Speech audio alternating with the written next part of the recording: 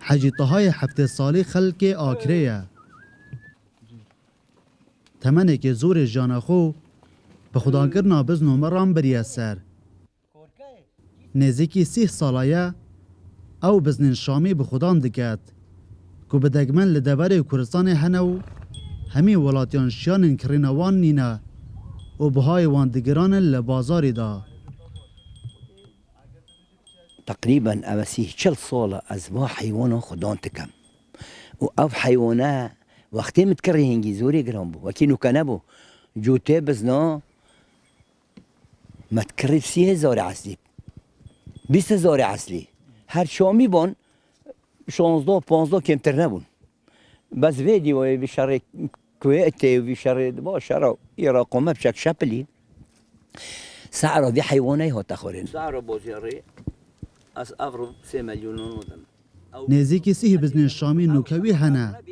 همو دگران بهانه و خواست که زور لسر کرنوان هیا لو بچه رنگای آمادنیه بفروشید و لوی دما ساله اف بزنین شامی دزین و زور دبن شامی نا دورینید چه چینی وی تلینی یا رسانه اکر رسانه بید یادش مثلا بفرونه هر یک شامی مقابلی 5 6 10 نوکا مقابل 4 5 کنه هنگی مقابلی 15 و 10 بون بزنه دیت راش خیره که زور ملیدی تو شیره وی شیره که زوره الحمدلله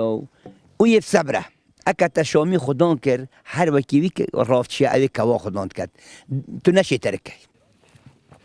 هندک جاران لولاتن خلیجی دخوازا بزننوی هاتینه کرن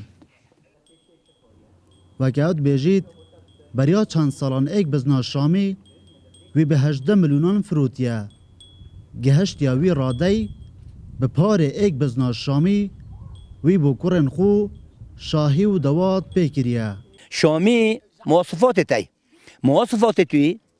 سریوی خربیت قوسوی دری بیت یبلاف بیت یزرا بی حرگه یه مزنه بی یه تنبال حرگه شامی ها یزراوه یا راکشایی بیت سکراوی ها دریج بیت اول شامی درجه ایک به خودان کرنا اف جور آجاله یا بزحمته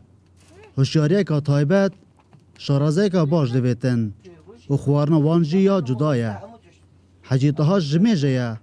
فیری به خودان کرنا وان بویه و بردام لچیاین آکره